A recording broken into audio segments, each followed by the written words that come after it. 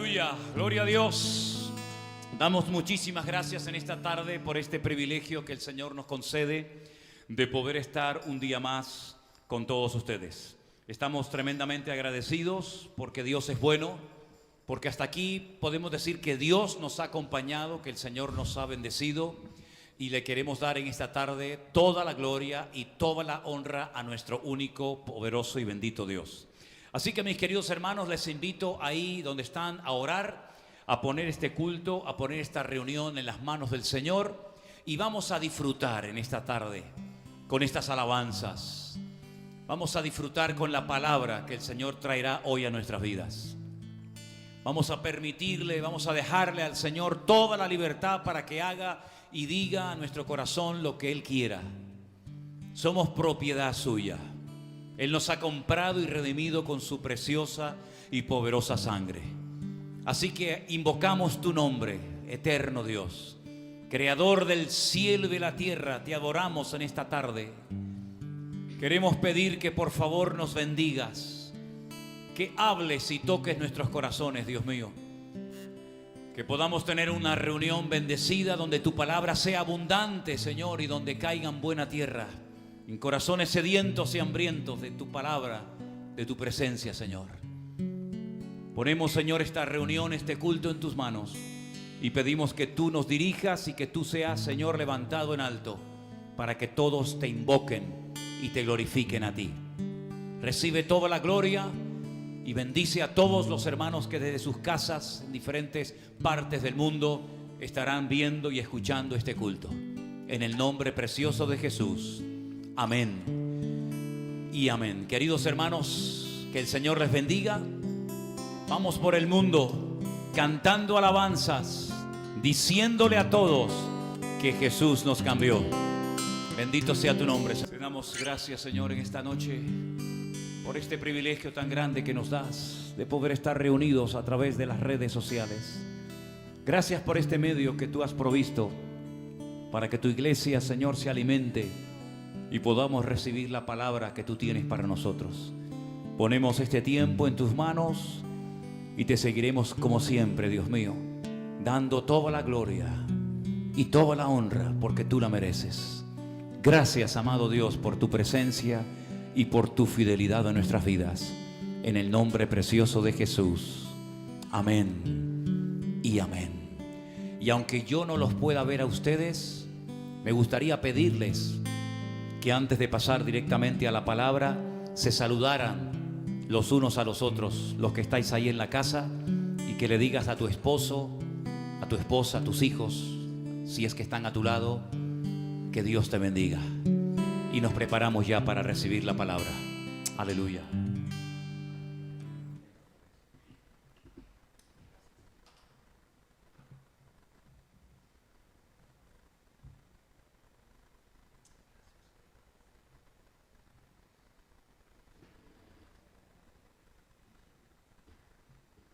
Gloria al Señor. Hermanos, aquí estamos un día más con todos ustedes. Saben perfectamente la razón por la que tenemos totalmente la iglesia vacía. No solamente esta franja que ven ustedes, la parte de arriba, toda esta parte a mi mano izquierda, donde ni siquiera hemos colocado las sillas. Estamos en esta situación porque desde hace ya casi 2 meses o más, nos hemos visto obligados a cerrar las iglesias, pero se han abierto miles, millones de hogares sobre toda la faz de la tierra. Si el diablo creía que cerrando las iglesias iba a retroceder el evangelio, íbamos a menguar en nuestro anhelo y deseo de servir a Dios, permítanme la expresión, le ha salido el tiro por la culata. Porque creo que nunca antes, por lo menos en los últimos años, se había predicado tanto la palabra de Dios y había alcanzado a tantos miles y miles y millones de seres humanos como en este tiempo de esta pandemia, de este confinamiento. Yo no sé si estamos a punto de poder decir que ya hay una vacuna. lo suficientemente efectiva como para que esta pandemia, este virus desaparezca de una vez y para siempre. Yo no sé si la sacará Israel, los Estados Unidos, los alemanes, no tengo ni la más remota idea. El anhelo de mi corazón, como ya lo he expresado en otras ocasiones, es que sea Israel el que se adelante a todas las naciones para que todo el mundo vea hacia ese pequeño país que lo han criticado y lo han cuestionado tanto, y no les quede más remedio que tragarse su orgullo y reconocer que gracias a los científicos y a los médicos de ese pequeño país, Israel, millones de seres humanos podrán salvar la vida. Pero sea como sea, mis queridos hermanos, nosotros, los hijos y las hijas de Dios, los que ya hace muchos años tomamos la determinación, la sabia decisión de seguirle a Él, nos da exactamente igual lo que ocurra a partir de ahora, por una sencilla razón, porque nuestra visión del mundo, nuestra situación espiritual, aunque somos ciudadanos y habitantes de este planeta Tierra, nuestra visión del mundo debería ser completamente diferente. Por la sencilla razón que dice la palabra de Dios, que ahora nosotros somos el templo del Espíritu Santo de Dios, el cual mora permanentemente en nuestras vidas. Y el Espíritu Santo nos revela, el Espíritu Santo nos muestra, el Espíritu que mora en nosotros nos da un discernimiento espiritual completamente diferente a la gente que no conoce a Dios. Gente que a veces se burla de las cosas de Dios.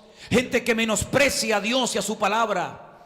Pero para nosotros, lo más hermoso del mundo es tenerle a Él y tener su palabra permanentemente en nuestras vidas. Porque es a través de su presencia en nosotros y a través de su preciosa e inspirada palabra, nosotros podemos estar por encima de las circunstancias de la vida. Eso no significa de que no pasemos por tribulaciones o dificultades, en absoluto. Eso no significa de que nosotros como cristianos y como hijos de Dios no vamos a tener ningún tipo de problemas o de luchas o de obstáculos, en absoluto. Pero sí quiero dejar bien claro que a pesar de las dificultades, a pesar de las cosas que nos pueden ocurrir, aparentemente difíciles y duras de soportar, la Biblia nos enseña que Él está a nuestro lado como un poderoso gigante. Y así como aquel gigante llamado Goliat en el valle de Elan asustó a los escuadrones del ejército de Israel durante 40 días, de tal manera que ni siquiera el rey Saúl, con toda su armadura y con la unción que llegó a tener y con todas sus tropas, fue capaz de enfrentar a aquel gigante. Nosotros hoy en día servimos y tenemos a un gigante mucho más poderoso que el gigante Goliat. Porque es cierto que Goliat era un hombre inmenso, imponente, un hombre de guerra, un hombre que amedrentó a los escuadrones de Israel durante 1 mes y medio. Pero por allí llegó el joven David, que había sido seleccionado por el Señor, un don nadie para mucha gente, pero Dios estaba con él y él le desafió, él le profetizó y le dijo: hoy te cortaré la cabeza y le daré tu carne a las aves del cielo. Y todo el mundo en el país, todo el mundo en Israel, desde el más grande hasta el más pequeño, sabrá que el Dios de Abraham, el Dios de Isaac y el Dios de Jacob, en otras palabras, el Dios de Israel es el Dios todopoderoso. Y quiero recordarles a todos los que están viendo y escuchando este mensaje en esta tarde, que ese gigante Goliat fue derrotado, ese gigante Goliat fue humillado y nunca más se volvió a levantar para asustar a los escuadrones de Israel. Pero nuestro gigante y poderoso Dios, aunque murió en una cruz, aunque lo humillaron, aunque lo torturaron y lo coronaron con una tremenda corona de espinas en su cabeza, y aunque el hombre hizo todo lo posible para matarlo y acabar con su vida, incluso tomó todas las medidas posibles para que ni siquiera pudiera salir de la tumba, la Biblia dice que al tercer día Él se levantó victoriosamente de la tumba y Él seguirá siendo el Rey de Reyes y el Señor de los Señores. Él es el gigante, Él es el todopoderoso, Él es el gran yo soy, Él es el alfa y la omega, Él es el Rey de Reyes y Señor de los Señores. Y por eso la iglesia ha sobrevivido durante siglos a comunismos, a dictaduras, a persecuciones, a calumnias, a falsas doctrinas, a divisiones internas, a todo tipo de ataques habidos y por haber. Y por eso la iglesia puede caminar en victoria a pesar de las dificultades. La iglesia ya ha cumplido más de 2000 años, porque la profecía, la promesa del Señor de que las puertas del infierno no prevalecerían contra la iglesia se ha cumplido y se cumple cada día. Y amados hermanos, nosotros somos la iglesia. La iglesia no son las cuatro paredes, la iglesia no son las bancas de la iglesia. La iglesia está formada por los hombres y mujeres comprados y redimidos por la preciosa sangre de Jesucristo. Lo cual quiere decir que así como Él venció, así como Él derrotó al diablo, nosotros, su cuerpo, también podemos y debemos derrotar al diablo cada día de nuestra vida. Porque Él nos ha dado armas poderosas para destruir fortalezas, mentiras, divisiones, engaños y todo el veneno que lamentablemente se ha apoderado de miles de creyentes alrededor de la tierra. Pero ha llegado el tiempo en el que Dios está sacudiendo su pueblo. Ha llegado el tiempo en el que Dios está sacudiendo a su amada iglesia y la está limpiando, la está preparando, porque el Señor nos dice que la gloria postrera que viene será mayor que la primera. Eso quiere decir que aunque hemos estado días, semanas y meses encerrados en nuestras casas como si fuéramos topos, nadie ha podido encerrar nuestra alma, porque nuestra alma ha sido comprada y redimida por la preciosa sangre del Señor Jesucristo.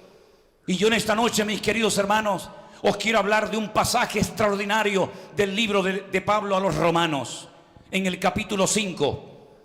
Romanos capítulo 5, le han puesto el título Resultados de la justificación. Quiero hablar en esta tarde de los resultados que se obtienen cuando una persona ha sido justificada, comprada, redimida por la sangre preciosa de Jesucristo. Versículo 1 dice: justificados pues por la fe, tenemos paz para con Dios por medio de nuestro Señor Jesucristo. Versículo número 2: por quien también tenemos entrada por la fe a esta gracia en la cual estamos firmes y nos gloriamos en la esperanza de la gloria de Dios. Y no solo esto, sino que también nos gloriamos en las tribulaciones, sabiendo que la tribulación produce paciencia, y la paciencia prueba, y la prueba esperanza.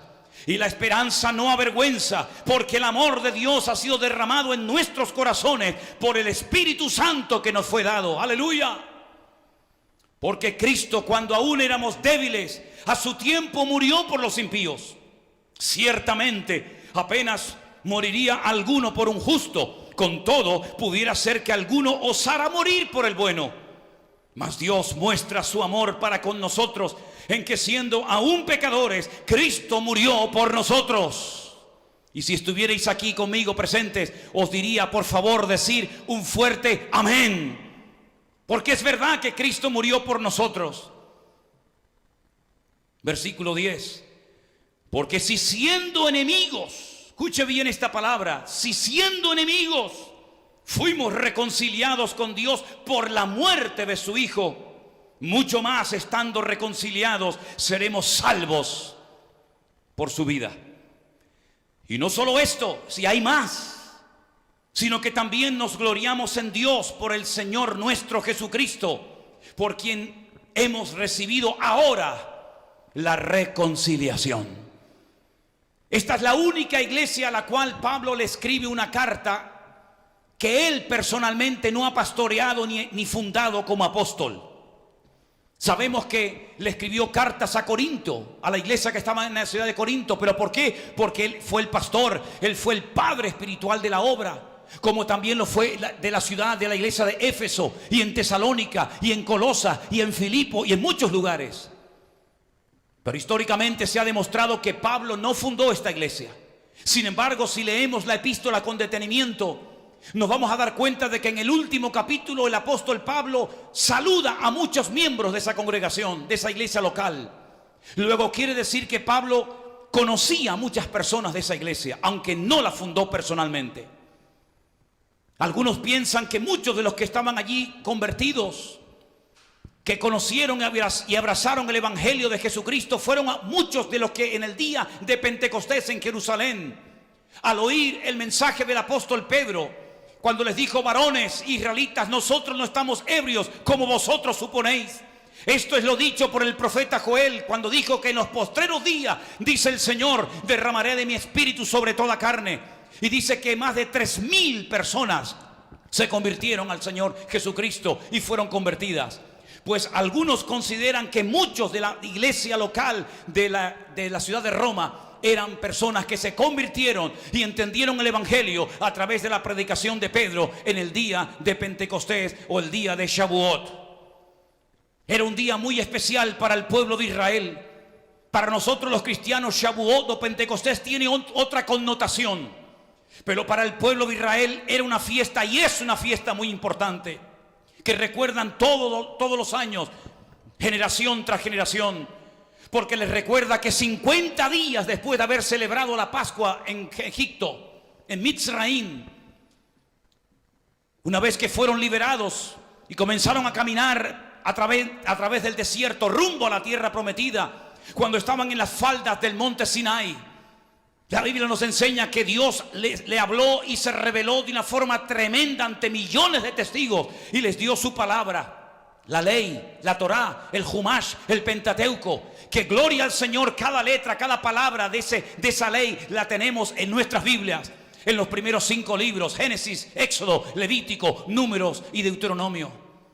Y ellos recordaban cómo había descendido del cielo la gloria de Dios sobre el monte Sinaí y cómo Moisés había recibido la Torá. Y entonces ellos ya tenían una instrucción, ellos tenían mandamientos, ellos tenían ordenanzas y estatutos que les iban a ayudar a andar rectamente hasta llegar a la tierra prometida y después prepararles psicológica y mentalmente para la venida del Mesías. Así que muchos de esas personas, cuando escucharon el mensaje de Pedro en el día de Pentecostés, entendieron que ese es el día que Dios, el eterno creador del cielo y de la tierra, eligió ese día, en ese momento, en esa ciudad, no para darles una nueva ley, sino para demostrarles que todo lo que habían leído durante siglos y siglos sus antepasados ya se había cumplido en la persona de Jesucristo. Y que ahora Dios, reconociendo, avalando y apoyando a los que quedaron fieles en aquella casa en Jerusalén, eran llenos del Espíritu Santo. Nunca había ocurrido semejante acontecimiento. Esporádicamente algún juez, algún rey, algún profeta era lleno del Espíritu Santo para momentos puntuales, pero nunca toda una colectividad, nunca un grupo de más de 100 y pico personas habían sido llenos del Espíritu Santo con tal unción, con tal poder, que pusieron el mundo patas arriba. Ellos fueron conmovidos, ellos fueron compungidos, hasta el punto que muchos de ellos dijeron: ¿ahora qué podemos hacer? Ahora que hemos crucificado al Rey de Gloria, ahora que entendemos el desastre que hemos hecho, ¿cómo podemos solucionar el problema? ¿Cómo podemos pedirle perdón a Dios? Y entonces Pedro pronunció aquellas palabras célebres que todos conocemos de memoria, cuando dijo: arrepentíos y convertíos para que sean borrados vuestros pecados y vengan de la presencia del Señor tiempos de refrigerio. Y dice la Biblia que aquellas personas ese día, en términos, digamos, cristianos, nacieron de nuevo. Y eso es lo que nosotros podemos decir que es el ser justificados por Dios.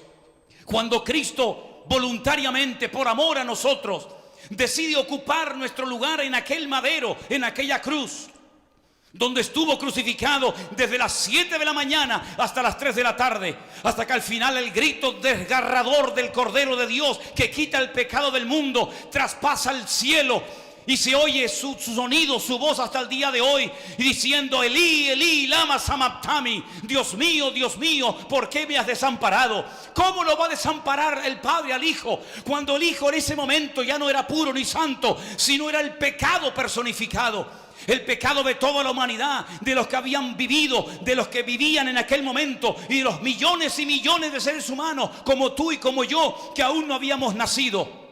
¿Cómo no va el Padre a darle la espalda a su Hijo amado? Porque el Padre es santo, santo y santo, y el Hijo en ese momento era el pecado personificado, y el pecado y la santidad no son compatibles. Por eso el grito desgarrador del Hijo, cuando ve que el Padre lo abandona, cuando ve que el Padre se marcha. Pero hay una esperanza, hay algo también que brota del corazón del amado Hijo Jesús. de Yeshua HaMashiach en la cruz del Calvario, cuando dice: Padre, en tus manos encomiendo mi espíritu. Él asume que por el pecado, no de él, sino tuyo y mío y de toda la raza humana, él es abandonado por el Padre. Pero él sabe perfectamente que el Padre lo ama. Él sabe perfectamente que era necesaria su muerte en la cruz. Era la justicia divina. Era el acto más tremendo de toda la historia de la humanidad. Nunca había ocurrido algo semejante ni ocurrirá. Cuando se separa el Padre del Hijo y el Hijo asume el castigo, la ira divina desde el cielo. ¿Para qué? Para que tú y yo fuéramos justificados, no por nuestras buenas obras, no por nuestros méritos, no por nuestras acciones. Vergüenza nos debería de dar cuando creemos que por lo que yo he hecho, o por lo que yo he ofrendado, o por lo que yo he dicho, Dios se tiene que poner a mi servicio. Todas nuestras justicias, esas cosas que nosotros consideramos justicia, para Dios son trapos de inmundicia. Dios solamente reconoce el sacrificio y la sangre de su amado Hijo Jesús. Las obras, los frutos vendrán posteriormente a la conversión. Pero en aquel madero, en aquel momento, el Padre tiene que abandonar al Hijo, porque el Hijo ha decidido, cuando dijo: heme aquí, envíame a mí, ir al madero a morir por nosotros. Pero gloria a Dios por aquella muerte, porque gracias a aquella muerte el infierno fue derrotado de una vez y para siempre. Satanás perdió su autoridad, aunque anda suelto buscando a alguien, buscando a quien devorar. Mis queridos hermanos, ahora hemos sido comprados, ahora hemos sido redimidos, ahora hemos sido declarados justos, perdonados para siempre por la sangre preciosa de Jesucristo. ¿Cuántas personas tienen el título de justos en el Antiguo Testamento? Empiecen a enumerarme nombres. Algunos dirán: sí, el justo Noé, bien. El justo Abraham, sí.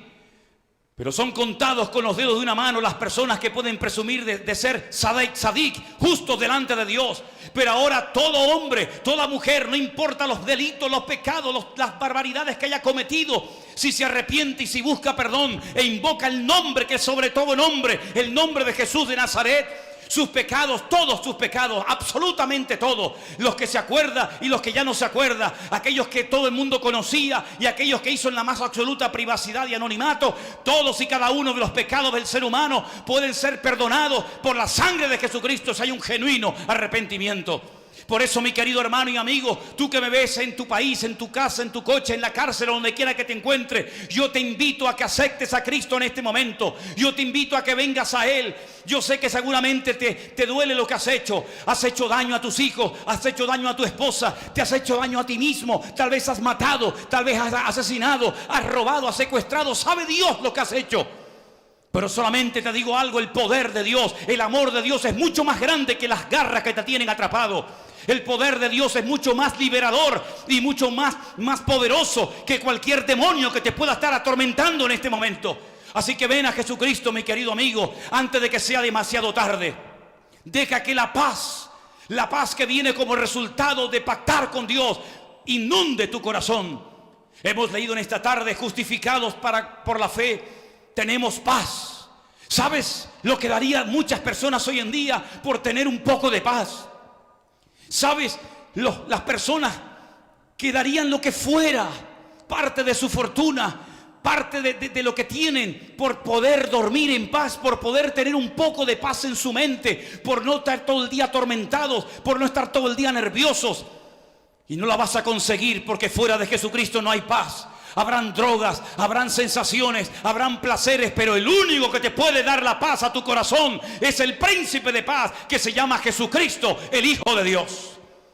Cuando somos justificados, cuando somos perdonados por Jesucristo, tenemos paz. Paz por la mañana, paz por la tarde, paz por la noche, paz cuando nos levantamos, paz cuando nos acostamos, paz cuando tenemos trabajo y cuando nos echan del trabajo, cuando nos aplauden y nos apuñalan. Tenemos paz cuando subimos a un avión y cuando navegamos en un barco. Tenemos paz cuando estamos rodeados de multitudes y cuando estamos más solos que la una. Porque la paz de Cristo no depende de las emociones, no depende de las circunstancias, no depende de tu estado de ánimo, depende de una obra poderosa que Jesús hizo en la cruz del Calvario por nosotros. La paz de Dios, que sobrepasa todo entendimiento humano. No hay psicólogo, no hay pastor, reverendo, cura, apóstol o profeta que sea capaz de entender y de poder explicar el alcance y la repercusión de la paz de Dios. La paz de Dios es la misma presencia de Dios en tu corazón. La paz de Dios fue la que le permitió a Cristo ir a la cruz sin temor, sin dudar. La paz de Dios es la que le hizo dormir tranquilo en medio de una tempestad en el mar de Kineret, en el mar de Genesaret. La paz de Dios es la que te va a permitir poder vivir en victoria, poder dormir, poder trabajar y poder levantarte cada mañana diciendo: gloria a Dios, todos y cada uno de mis pecados han sido perdonados por Cristo en la cruz del Calvario. Y dice que ahora hay una esperanza. Versículo 2. Ahora hay una esperanza. Nos gloriamos, nos alegramos de esa esperanza viva. Una esperanza para esta vida y una esperanza para la otra vida. Una esperanza de que yo cuando muera no me voy a quedar en el cementerio, sino que mi alma y mi espíritu retornan a mi Dios. Y entonces le veré a Él tal y cual es. Hay una esperanza viva cuando enterramos a un hijo, a un padre, a una madre, a un pastor, a un siervo de Dios. ¿Por qué? Porque lo volveremos a reencontrar en la otra vida. Hay una esperanza de ver a los profetas, de conocer personalmente y dialogar y preguntarle cosas a Pablo, a Pedro, a Santiago, a Tomás, a Daniel, a Malaquías, a Ageo, a Sofonía, a Isaac, a Jacob, a José y a tantos personajes de la Biblia. Una esperanza viva. Una esperanza que nos mantiene firmes. Nos pueden pegar, nos pueden matar, nos pueden escupir, nos pueden traicionar, pero esa esperanza nos mantiene viva, porque es la esperanza viva que produce la paz del Señor en nuestros corazones.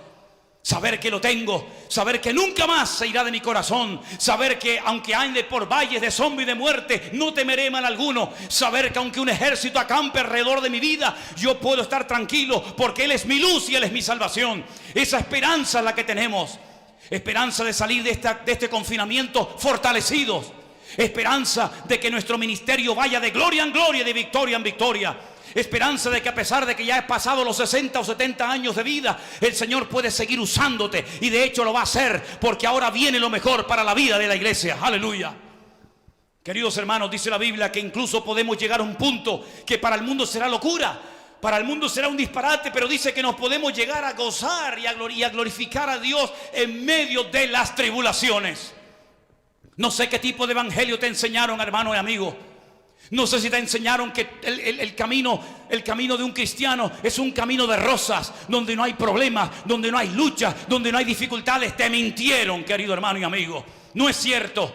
A veces hay tribulaciones, a veces se sufre, se llora, se padece. A veces, hermanos, uno padece tal vez persecución o incomprensión o injusticia o deslealtad. Da igual, nos gloriamos, nos gozamos, alabamos a Dios en medio de las tribulaciones. Miren a Pablo y a Silas en aquel cepo, allí metidos en una cárcel oscura y maloliente. Ellos cantaban a medianoche y los presos les oían. Algunos dirán: pero ¿cómo pueden cantar esta gente en medio de semejante golpiza? ¿Cómo puede esta gente mantener el gozo, la paz, la victoria y la esperanza después de lo que le han hecho?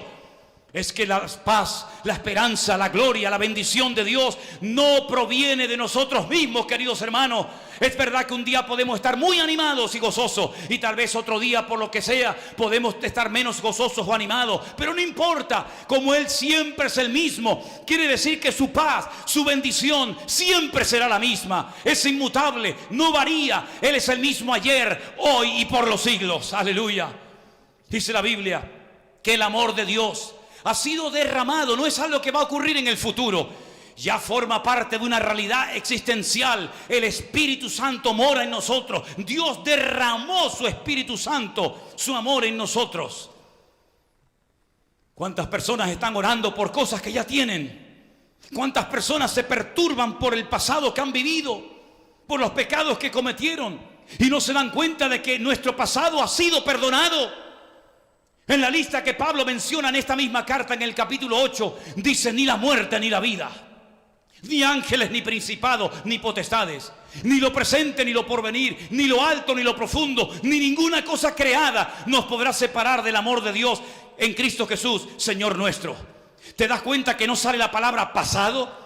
Es que el cristiano no tiene pasado, solamente tiene presente y futuro. El pasado ha sido sepultado, arrojado a lo profundo de la mar, porque hemos nacido de nuevo. ¿Y sabes lo que eso significa?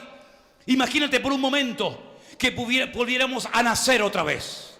No me refiero espiritualmente, me refiero físicamente. Que otra vez nuestra madre nos diera luz. ¿Qué tendríamos que aprender entonces? Si volviéramos a nacer de nuevo, todo, tendríamos que aprender a hablar, tendríamos que aprender a caminar, tendríamos que aprender a leer, tendríamos que aprender a escribir, tendríamos que aprender absolutamente todo. El instrumento que sabes, tendrías que volver a aprenderlo. Los idiomas que conoces, tendrías que volver a aprenderlo. Porque si naciéramos de nuevo, partiríamos de cero. Ahora, quiero decirte algo. El día que naciste de nuevo, no el día que dejaste de ir a misa para venirte a un culto, no el día que dejaste de ser católico para ser evangélico, ¿sabe Dios qué? No, yo no hablo de eso. Yo hablo de tu nuevo nacimiento. Yo hablo de tu experiencia personal con Jesucristo, con el Señor vivo y resucitado. Cuando tú naciste de nuevo, no puedes seguir viviendo, hablando, pensando y reaccionando igual que como lo hacías. ¿Por qué? Porque entonces no has entendido nada, querido. Hay que comenzar a aprender a hablar. ¿Y cómo habla ahora? Con salmos, con cánticos, himnos espirituales, alabando al Señor, dando gracias siempre por todo al Dios y Padre de nuestro Señor Jesucristo.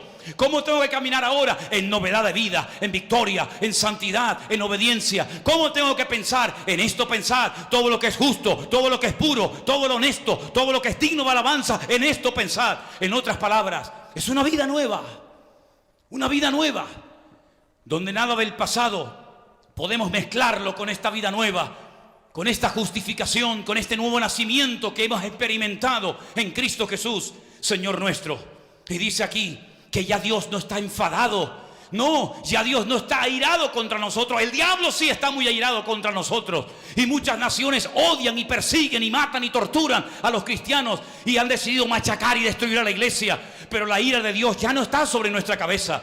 ¿Sabes? La ira de Dios, el enojo, el enfado de Dios, sí, la justicia de Dios, que es tan real y tan verídica como su amor, como su paciencia o como su misericordia. La ira de Dios, la justicia justa de Dios fue derramada sobre su amado Hijo en Jerusalén hace 2000 años, en el monte de la Calavera, el monte allí cerca del monte del templo.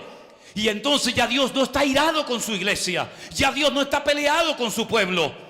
Y ahora podemos caminar en victoria.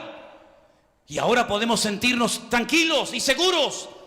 ¿Dónde aparece en este pasaje, resultados de la justificación, la palabra demonios? ¿Dónde está que no la veo? ¿Dónde está la palabra maldiciones? ¿Dónde está que no la veo? ¿Dónde está la palabra diablo, demonios? Dígame dónde, porque no la veo en mi Biblia. En Romanos capítulo 5 habla de paz, habla de reconciliación, habla de gloria en las tribulaciones, habla de reconciliación, habla de cosas positivas. Entonces, ¿por qué hay cristianos que hablan todo el día del enemigo? El de enemigo esto, el diablo no sé qué. Basta de hablar de esa manera negativa e infantil. Vamos a hablar de una forma diferente. El diablo es el que nos tiene que tener miedo a nosotros y no nosotros miedos a él. Es el diablo el que tiene que sujetarse. Es el diablo el que tiene que temblar cuando pasa un hijo y una hija de Dios con la unción y con la bendición del Señor. Basta ya de estar viendo al diablo por todas partes. Basta ya de estar todo el día haciéndole propaganda a un personaje repugnante que fue derrotado y humillado por Cristo en la cruz del Calvario. Mayor es el que está en nosotros que el que viene contra nosotros. Hasta para entrar en unos cerdos, hasta para entrar en unos cochinos, hasta para entrar en unos chanchos, los demonios tuvieron que pedirle permiso al Señor Jesucristo. Y eso que no estaba glorificado, eso que no vino con todo el esplendor de su gloria, imagínate ahora que ha resucitado. Imagínate ahora que está sentado a la diestra de Dios Padre. Si el diablo le tiene miedo y respeto al Señor y a nosotros como hijos de Dios. Por eso, mi querido hermano y amigo, en esta tarde yo quiero que tú cierres ahora tus ojos, que inclines tu rostro. Y lo primero que tienes que decirle: Señor, perdóname, porque yo no sé cómo he podido pensar, yo no sé cómo he podido decir, yo no sé cómo incluso me he atrevido a compartir que todavía hay maldiciones, que todavía hay demonios, que todavía hay cosas de mi pasado que me atormentan a pesar de que he nacido de nuevo. Pues ya le puedes estar pidiendo al Señor, porque el que está en Cristo nueva criatura es. Las cosas viejas pasaron y aquí todo es hecho nuevo. Las maldiciones ya no son para nosotros. Ahora para nosotros es la bendición de Dios, la presencia del Señor. Su Santo Espíritu estará con nosotros todos los días. Pase lo que pase, venga lo que venga, digan lo que digan. Cambiemos nuestra forma de hablar, cambiemos nuestra forma de pensar, amada iglesia. Digámosle, demostrémosle al mundo que nosotros no somos como ellos. que en nosotros hay una esperanza viva, que hemos nacido de nuevo, que tenemos el poder que levantó a Cristo de la tumba al tercer día. ¿Sabíais eso, verdad? Al tercer día, Romanos capítulo 8 dice que el Espíritu de Dios entró con tal poder y con tal autoridad en el cuerpo inerte y muerto del Señor Jesucristo, que lo levantó de la tumba y lo sentó a la diestra de Dios Padre. Pues ese Espíritu, ese mismo Espíritu, ese poder es el que está ahora dentro de la amada iglesia, dentro de tu corazón y de nuestros corazones. Sí, verdaderamente hemos nacido de nuevo. ¿Has nacido de nuevo? ¿O simplemente eres un hombre que viene y va a la iglesia cuando le apetece? Eres un dominguero, eres un calientabanco, una persona que va saltando de iglesia en iglesia cual mariposa. ¿O eres una persona que ha entendido el evangelio y que ama al Señor con toda su alma, con todo su corazón y con toda su fuerza? ¿Qué eres en esta tarde? Pregúntatelo. Ahí donde estás, cierra tus ojos, mi querido hermano y amigo. Dile: Señor, perdóname por haber dudado de tu provisión. Perdóname, Señor, porque he creído y he declarado y he dicho muchas veces: el Señor es mi pastor, pero a la hora de la verdad lo he dudado. Perdónanos, Señor, por las veces que hemos dudado de tu justicia. Perdónanos, Señor, por las veces que hemos pensado que estábamos solos en medio de la tormenta. Perdónanos, Señor, por las veces que hemos pensado mal y actuado peor. Queremos, Señor, madurar. Queremos levantarnos con poder, el poder de la resurrección de Jesucristo. Y queremos pedirte, Señor, que podamos interiorizar estas tremendas verdades que saltan con poder de tu palabra. Ahora tenemos entrada, gloria a Dios, a la misma presencia del Altísimo. Solamente el sumo sacerdote tenía esa entrada, una vez al año. Ahora tú y yo podemos entrar a su presencia de día, de noche, cuantas veces queramos.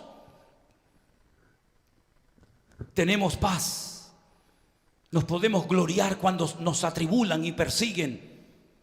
Porque incluso cuando paso por tribulaciones, ese dolor pasajero y momentáneo produce en mí algo que tiene que ver con el fruto de tu espíritu, como la paciencia.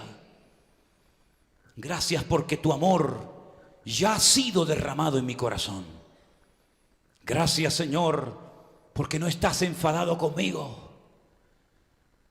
Gracias, Señor, por tu palabra que me abre los ojos para ver las maravillas que has hecho por mí. Señor, trae consuelo, ánimo y aliento a todas aquellas personas que tal vez están pasando un momento difícil, que tal vez están pasando un momento en el que no saben qué hacer con su vida. Te ruego, Señor, que la paz de Cristo, que sobrepasa todo entendimiento, inunde los hogares, las vidas, las iglesias, donde hay perturbación, donde hay confusión, donde hay desorden. Ven con tu paz, Señor, con tu shalom poderoso. Trae renuevo espiritual a los ministerios. Que nadie se sienta tan mayor, que nadie empiece a pensar que por la edad que tiene ya le queda poco tiempo de ministerio, porque quién sabe si ahora es cuando verdaderamente va a comenzar tu ministerio, mi querido hermano y amigo.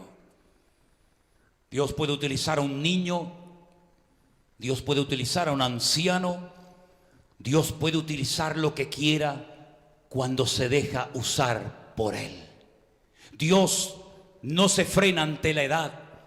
Dios no se frena ante nuestras limitaciones humanas, porque al fin y al cabo nosotros somos simplemente un instrumento. El que obra, el que habla, el que toca, el que ministra y el que bendice va a ser Él a través de tu vida. Queremos ser como el barro en las manos del alfarero. Y te damos gracias porque ahora sí hemos sido declarados justos, perdonados, limpiados por la sangre de Jesucristo.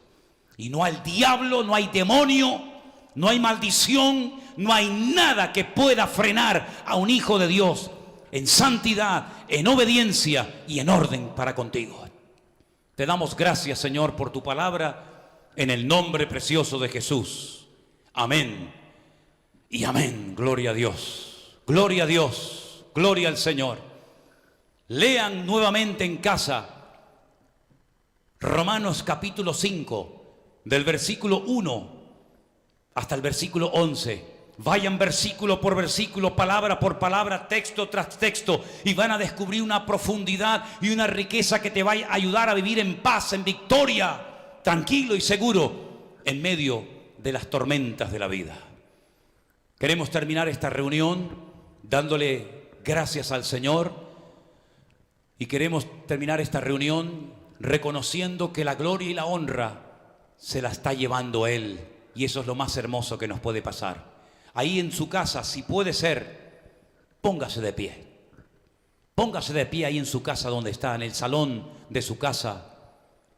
Póngase de pie, y si te animas a hacerlo conmigo, levanta tus manos y dile: Señor, dame fuerzas para ser un instrumento en tus manos. Quita cualquier cobardía o limitación y capacítame, porque para ti no hay nada imposible. Y gracias por ser mi Señor. Gracias por ser mi autoridad, mi cabeza, por ser mi Dios. Gracias porque soy hijo, hija tuya, y es el honor más grande que puede tener ser humano en esta tierra. Gracias, Señor, en el nombre de Jesús. Amén y amén. Gloria al Señor. Queridos hermanos, que el Señor les bendiga muy, muy ricamente. Mañana por la mañana, día viernes, volveré a estar con ustedes a las 9 de la mañana, hora nuestra, aquí en las Islas Canarias, compartiendo el devocional. Por la tarde, a las 6, estaré respondiendo a tantas y a tantas preguntas que ustedes nos hacen cada día. Oren por nosotros como nosotros lo estamos haciendo por ustedes. Disculpen que no les hayamos tal vez respondido, pero es que estamos saturados y desbordados de tantos y tantos mensajes. Pero tengan paciencia, daremos respuesta, daremos una contestación a cada uno de ustedes cuando el Señor nos vaya dando tiempo. Gracias a todos también los que oran y colaboran con sus ofrendas por este ministerio. Que Dios te bendiga grandemente. Terminamos este tiempo en esta tarde cantando, como no podía ser de otra manera: lo importante es no temer, sino mantener la fe. No puede tener miedo, no puede tener temor ni angustia una persona que tiene a Cristo en su corazón. Terminamos cantando esta hermosa alabanza que ya la mayoría de ustedes ya conocen.